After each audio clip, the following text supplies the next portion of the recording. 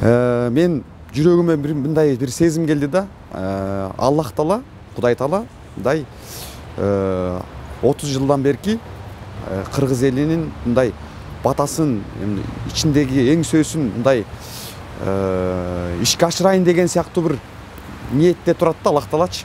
Анан bunday адамдарды кандайдыр бир сыноолордон өткөрөт экен Аллах Таала.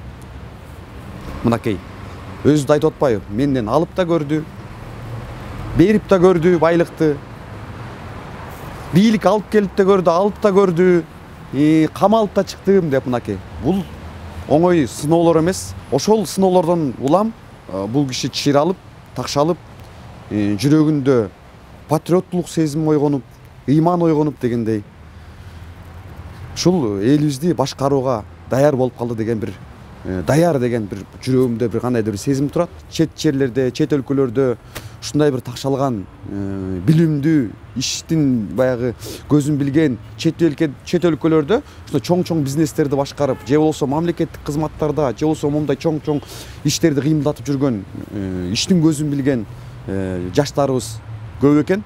Мына ошондой жаштарды мамлекетибизге алып келип иштетип, мамлекетибиздин баягы көйгөйлөрүн чечип, мамлекетибизди алга сүйрөп кетсе жакшы деген ойду айтмакчымын. Талапкерлердин арасынан Садыр Жапаров агабызды колдоп атабыз.